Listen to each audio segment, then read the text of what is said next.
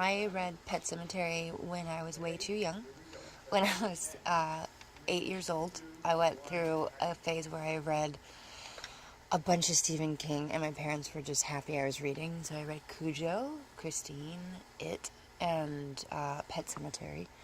And Pet Sematary was the most disturbing to me, just because it was less about monsters and sort of possessed cars and more about the loss of a child and dealing with bigger sort of existential, what it feels like when you lose a child.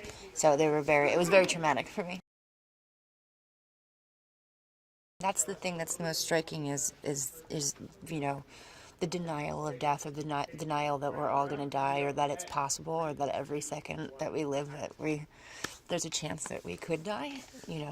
And then in dealing with the acceptance of death and sort of a great loss, and accepting that somebody's gone, and or not accepting that somebody's gone. It's much bigger and much more emotional, I think, than just a sort of standard horror film.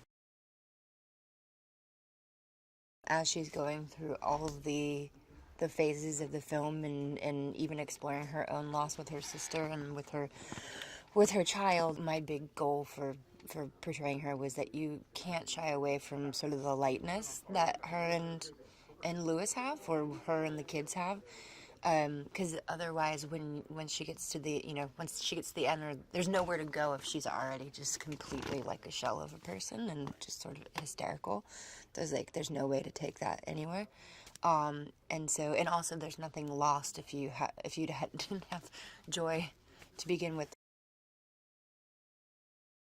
I was a big fan of Jason's before, anyways, his performances, but he's incredibly sweet and giving, and just always sort of emotionally there and available and giving to the other actor.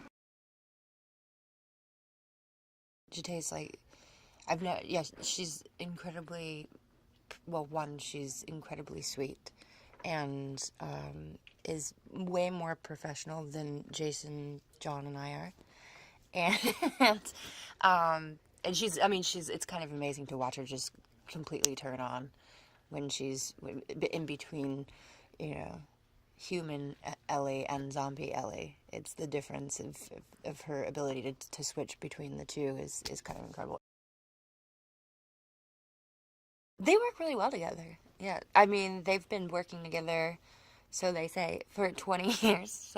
And so it's interesting because even you can tell that they've thought out everything, and they've had these discussions, and even if they don't agree precisely, it's a team effort for them to like come up with this whole vision. John's just incredibly kind and sweet, and maybe one of the nicest people that I've ever met. But at the same time, boy, he can go dark if you've seen some of the stuff that he's acted in. And so I think that lightness, and then his ability to be such a kind, gentle spirit, but then also be able to go so dark when it's necessary, is definitely John's sort of specialty. The Pet Cemetery in particular is the production design team did a really amazing job with it. They have, each grave has its own character to memorialize somebody's pet, and they went into like great detail of like having like a little picture of like a little dog or some sort of collar from an animal, and so each grave itself is an individual work of art in itself. What I hope the audiences take away from it, and what I hope they connect with, is this family that is going through an extremely traumatic event, and the different ways that they react to it, and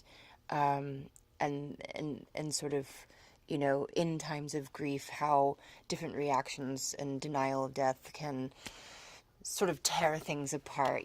This is a metaphor that goes pretty far with that, but at the same time, I think that there's something incredibly human to the story.